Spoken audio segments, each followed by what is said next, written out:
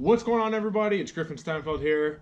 It's a great day because I just got a box in the mail from my friends over at Banks Power. Gail and his crew sent me a pretty small little brown box, and we're about to see what's in it. If I am right, it's gonna be the new and long-awaited pedal monster. So let's tear in this thing and see what the heck it is. So this little pedal monster, if it is that, has been waited on for probably 4 or 5 months.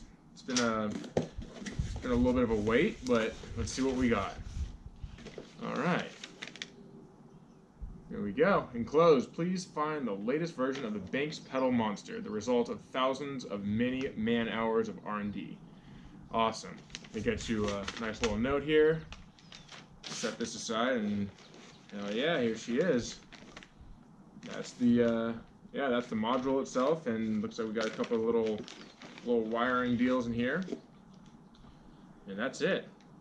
It's actually a little bit bigger than I thought it was. Now, the craziest thing is, if you can see that there's no sticker on it. They don't even have decals on this yet. It's that new. I was told that this, we got one little wire there, little connector, that this pedal monster, this exact one, is a pre-production model. So they don't even have the graphics on this thing yet, and I'm pretty sure I'm like one of the first ones to ever get a pedal monster for the L5p Duramaxes. So that's pretty special. That's pretty neat. So looks like we got one more little wiring harness right there, and oh hell yeah, check this out.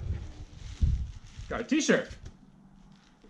Let's see what this t-shirt looks like.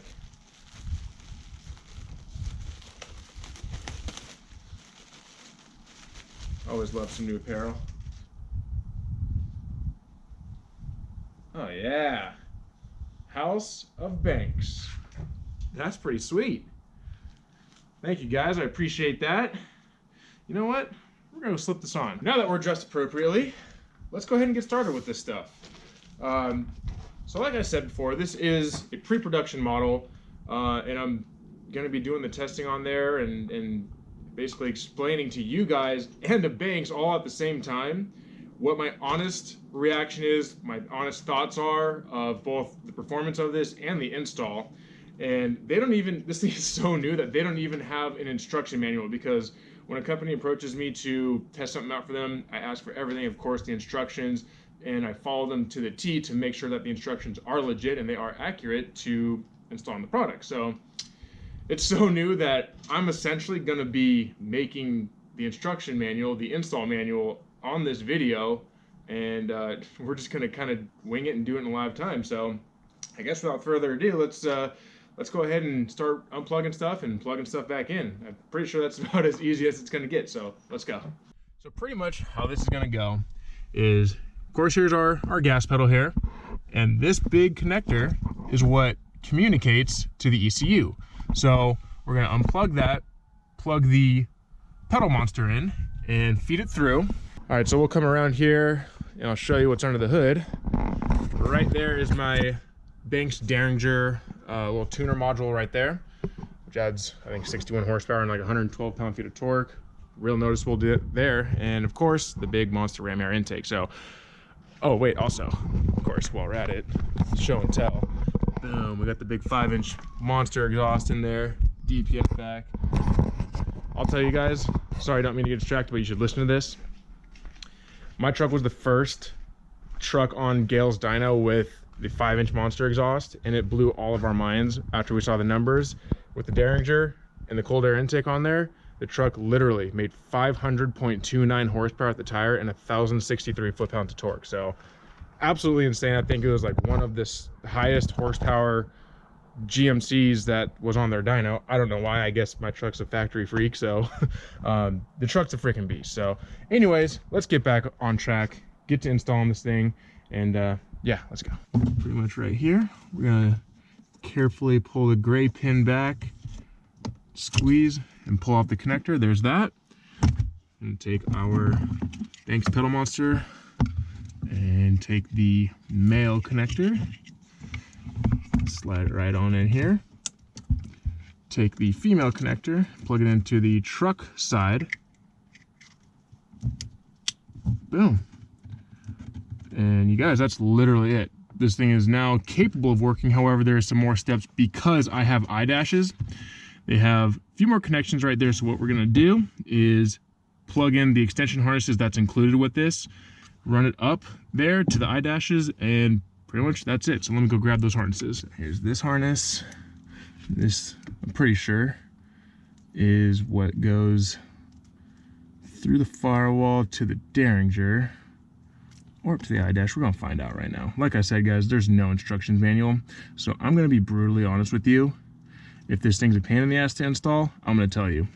If it was a breeze to install, I'm gonna tell you. So let's do this here.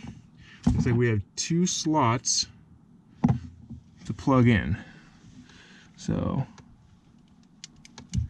there's one. Okay, there's one. Now let's see where this one goes.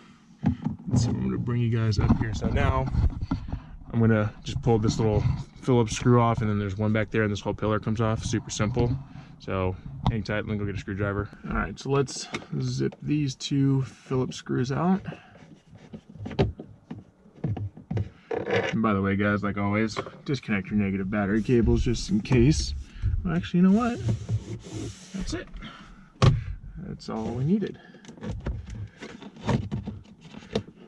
So peel the little weather stripping back here. That just simply pulls back.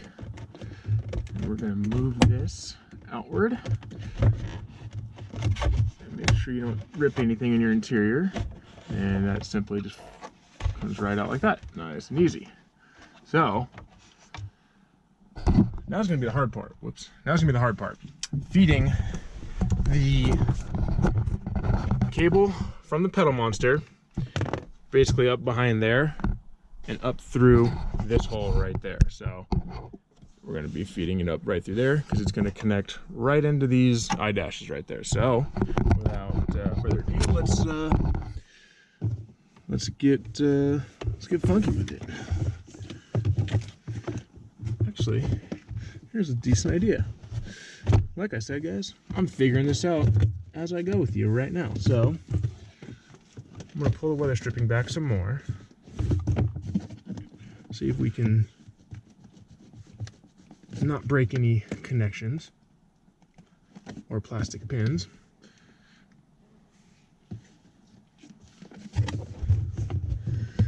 Okay, I'm gonna get this rubber mat out of the way, so hang tight.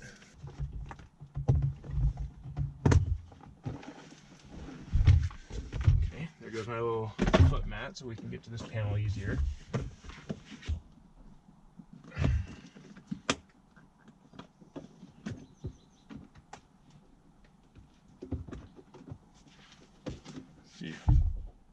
Trying not to break stuff in an expensive truck.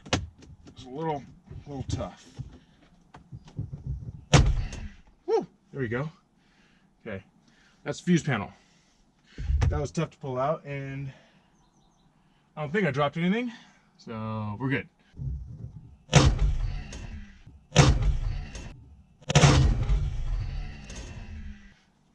All right, we're gonna take this guy. Bring it up through here.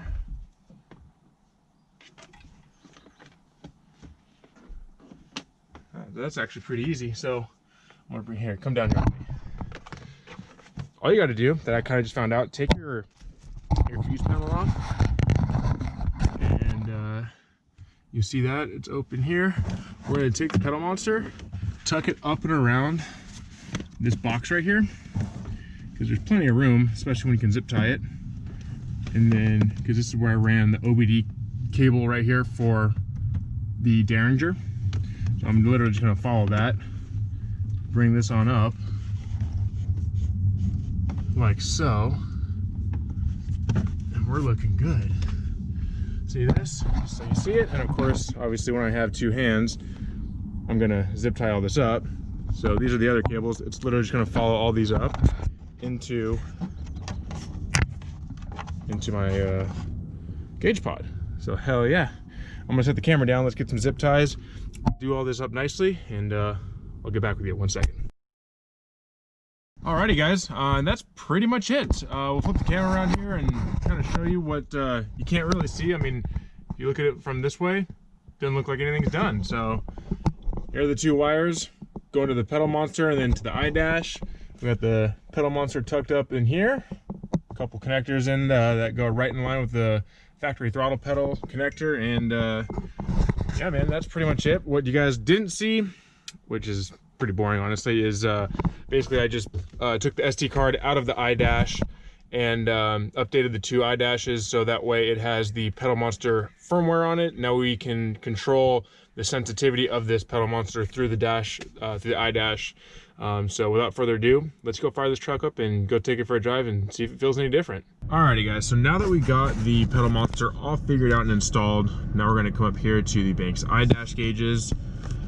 Basically, we're gonna take this little SD card out, update it with the new firmware that's in, or that they email you on the computer, and we're gonna see this new screen. And on the left is the basically the comparison between the actual pedal position and what the pedal monster is adding. So I'll give it a couple of revs here. Right now it's on city, but it's maxed all the way out. So you can see how the gray or the white bar is actual pedal and the red is what the Banks is actually doing. So that's how much throttle it's adding. So we're gonna go drive the truck around a little bit, let it warm up, and tell you how it is. Well, right off the bat, it feels like a completely different truck. I mean, it almost feels like the Chevelle or the Roadrunner, like an old school classic car that has an actual cable attached to the throttle. So that's kind of a crazy feeling. It's honestly taken a little bit of getting used to, but it's crazy how much this thing got woken up. Now, the pedal monster doesn't add horsepower, it just changes the complete feel of the throttle pedal. And the nice thing is that you can adjust that between, I think there's like 15 different levels in each mode. So you have stock, city, what is it? What's the other one, like track, and then race or something like that. So there's 4 or 5 different levels, and within those levels you have sub levels of how like crazy you want to make the throttle pedal feel. So it's a completely different truck. Again, Banks killed it, knocked it out of the park with everything that they offer. And the nice thing is there's always a fail-safe with them. You know, Gail does everything with our military stuff, so it has to work, and if it doesn't work, it still has to work. So for some reason, if this pedal monster fails, it's not like it's going to leave you stranded on the side of the road with a dead pedal. So it'll just simply revert back to factory settings. So we're at a stoplight here. Give it a second, but we'll punch it off the line. Oh, let me turn traction control off here. Where are we? There. Now, for those of you guys that don't know this, if you click traction control button, it says it turns it off, but if you actually have to hold it for like 10 or 15 seconds to completely turn it off, and you'll get another traction control light that goes off on the tach. So, all right, here's the green light. We're gonna make sure there's no popo, and then, whoa, holy shit, damn, that thing hits hard. It makes it feel like the turbo spools up faster. Oh my god, it feels like a freaking sports car now. It feels like my old Z06 Corvette. Holy cow. Alright, hold on, let me turn around here. I want to do another pull. Alright. This is fun, man. This truck is freaking fun now. Alright, hold on, let me flip around here. I'll roll the windows down so you can hear the tires struggling to keep traction. Because honestly, this thing, it spins the tires in first gear. The truck made, on Gale's dyno, the truck made 500.63 rear wheel horsepower and 1,063 pound-feet of torque. All emissions intact, with literally just the monster exhaust, ram air intake, and the Derringer, and now, of course, the pedal monster. So, alright. Here we go, here's that. Oh my god. Yeah! Oh, she kind of broke him loose right there. Holy shit, man. Oh, all right. I'm excited. This is fun. this truck feels like a go-kart now. Oh, hey, there's a CTSV. Let's go see if he wants to line up. Well, alrighty, guys. I had a lot of fun doing this vid. Hopefully you guys get a quick little how-to on how to install this pedal monster and really how easy it is. It's literally plug and play. And for those of you guys that do tinker on your stuff a lot, there's really no such thing in the automotive world that is true plug and play. But they proved me wrong. It fits right on in there. A couple of zip ties, and it looks like it wasn't even there. So shouts out to Banks. Killer product as always, and looking forward to the next product. So hope you guys liked it. If you want to see more of this stuff, like, subscribe, tell your friends, share it around. Much appreciated, and much love. Stay safe out there. Thank you.